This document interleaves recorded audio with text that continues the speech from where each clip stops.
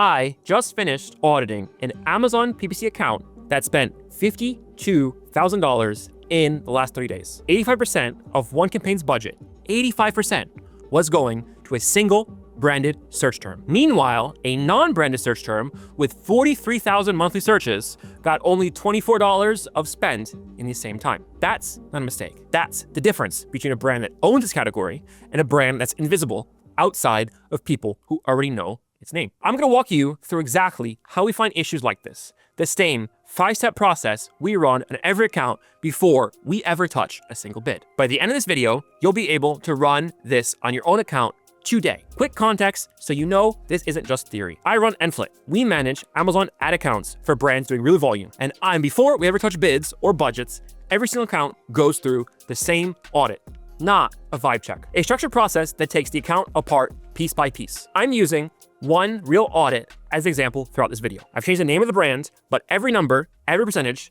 every insight is real. This is a multi-tool and pocket knife brand. Strong brand, strong reviews, decent ad spend, and still leaving 5 figures a month on the table. Here's the 5-part framework. Part 1, the big picture. Where can this product actually win? Before I look at a single campaign, I look at the product's position in the category. This is the brand's best opportunity product. Call it a flagship multi-tool. It was sitting at rank 269 in tools and home improvement. TM10 puts that product revenue potential around $300,000 a month if it were ranked where it should be. Here's the move. They had $90,000 in branded searches, sales the last 30 days. People already searching for the brand knew the name directly. If you redirect that branded traffic, plus the organic lift that follows to one flagship ASIN, instead of spreading it across the entire catalog, you can push that product into the top 50 of a massive category. Why does this matter so much? Because Amazon has a feedback loop.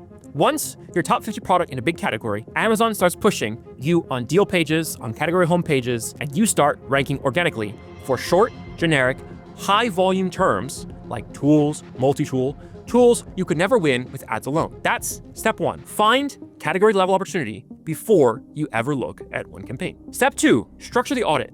How is the account actually built? Step 2 is a structure. I want to know, is every product getting its own campaign? Are negatives being managed weekly?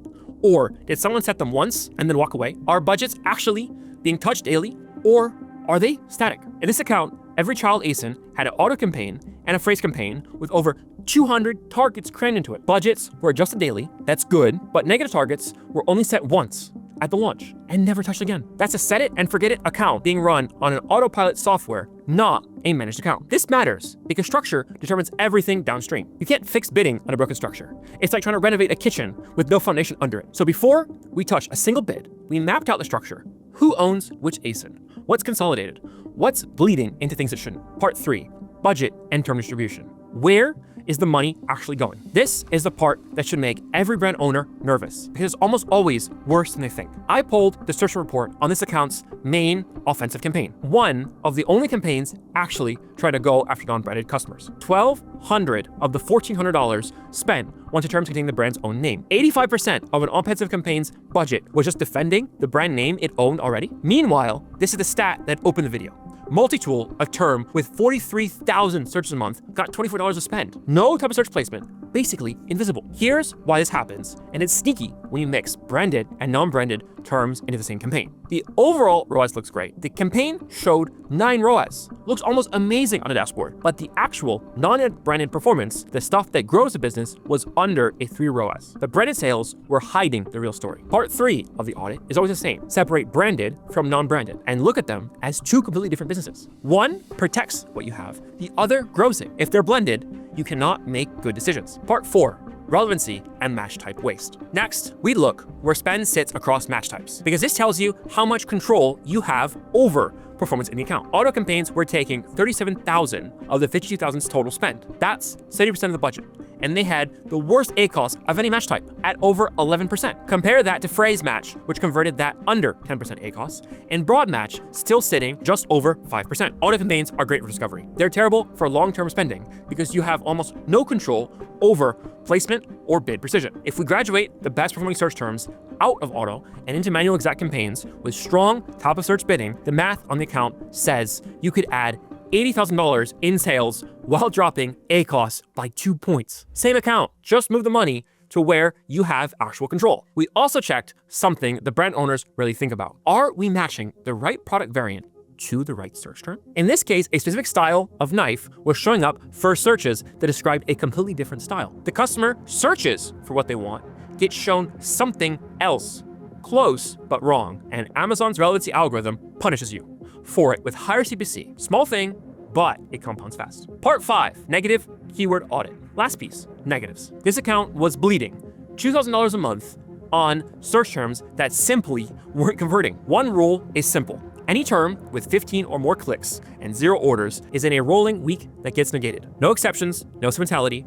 We also caught something specific to this brand. Their auto campaigns were bleeding on knife styles and materials they didn't even sell. A quick phrase negation sweep on those terms alone tightens up the account immediately. Across the account, discipline, negative management alone was expected to save 0.5% of total ACoS and improve overall efficiency by around 10%. That's before you change a single bid. The full picture, what this looks like put together. Here's what a real audit produces. Not just your ACoS is too high, lower bids, an actual sequenced plan. 1. Launch sponsored display, focus on retargeting. Use brand's existing customer base. If you sell knives, you can retarget those buyers with the wash line. Closer to Q4, you can test VCPN and Amazon's own audience data. Step 2, expand sponsored brands with new creatives and new targets. Step 3, launch dedicated exact match campaigns with strong top of search bidding on the terms you've proven convert. 4, consolidate and protect brand spend specifically so it earns you organic lift, not just defensive clicks. Step 5, run a bulk negative sweep on terms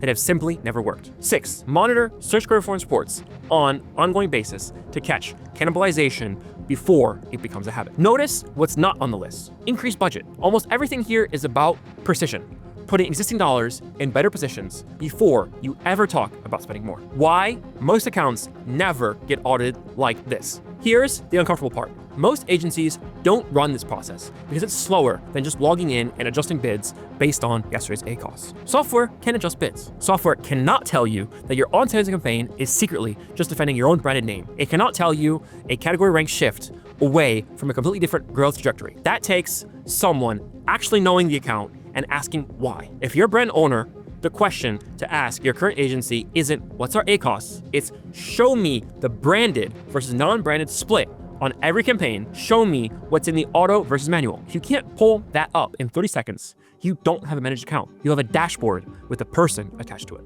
How to run this yourself. If you want to run a version of this in a week, here's the shortest path. Pull a search report and calculate what percentage of your top campaign spend is going to terms containing your own brand name. If it's over 50%, you have a branded versus non-branded blending problem. Then pull your match type breakdown, auto, broad, phrase, exact, and compare ACoS across now. Whatever's worst is usually where the uncontrolled spend lives. That's 2 numbers. They will already tell you more than most agency reports tell you in a month. This is one audit on one account, and it surfaced 5 figures a month in better position spend before changing a single bid. That's the actual job, not managing bids, but finding what the structure is hiding. If you want us to run the exact process on your account, link in the description below, book a call with us. If this was helpful, the next video breaks down the tech stack we use to actually execute on findings like this. Subscribe so you don't miss it.